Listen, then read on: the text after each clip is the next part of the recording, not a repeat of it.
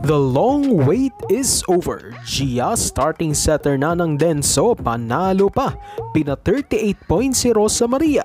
Said na injured pero di umubra si Plumjit. Pero again, kaviyad sa kalimutan mag-subscribe, take notification bell para update kayo dito sa ating channel. The long wait is finally over. Ang pinakahihintay ng Pinoy fans ay tuluyan na ngang naganap. Ito'y matapos na sa kauna-unahang pagkakataon, binabad at ginawang starting setter ng Team Denso ADBs ang ating kababayan na si Gia de Guzman. Ito'y sa kanilang kartada sa 2023 Empress Cup sa Japan. Ito ngayon ang pinagkakaabalahan ng V-League teams matapos na nakabreak ang JVL sa aksyon. Kaya naman karamihan ng teams ay sumasabak ngayon sa Empress Cup. At bilang pambungad, wagi nga ang Denso sa kanilang kauna-unahang laban sa torneo to advance to the quarterfinals. Yan ay matapos na matakasan ng ADBs ang Team Okayama Seagulls na kapwa V-League Division 1 team nila in 5 thrilling sets sa mga score na 20-25, 25-17, 26-28, 25-19 at 15-7.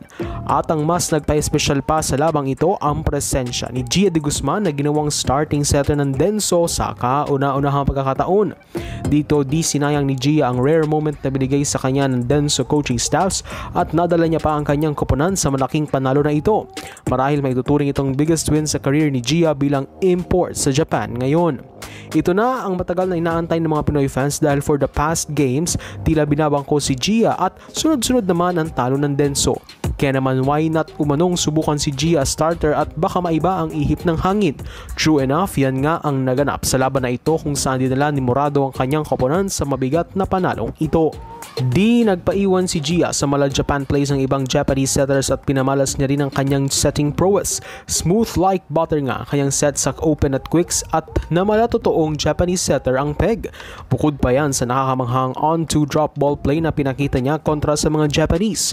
At syempre ang pinakinaantay na duo ng lahat, ang Gia Rosa Maria ay finally nangyari na matapos na dalhin ni Gia si Rosa Maria sa highest scoring output ever ng Brazilian import sa Japan na 38 points.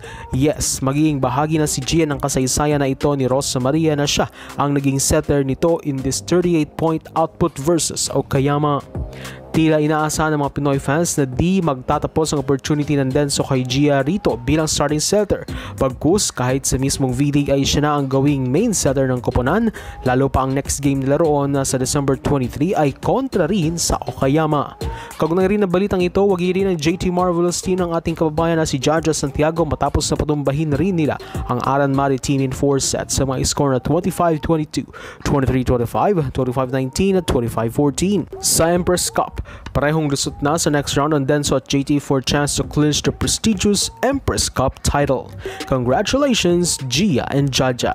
From Japan, dumako naman tayo sa Thailand dahil wagi rin ang koponan ni Sed Domingo na Nakhon Ratchasima Kimin CVC matapos nilang patumbahin ang former champions and top team Supreme VC in straight sets fashion 25-16, 25-18 at 25-22. Nakakamanghang performance ang pinakita ng defending champs laban sa karibal nilang Supreme matapos nila itong walang hawas na walisin.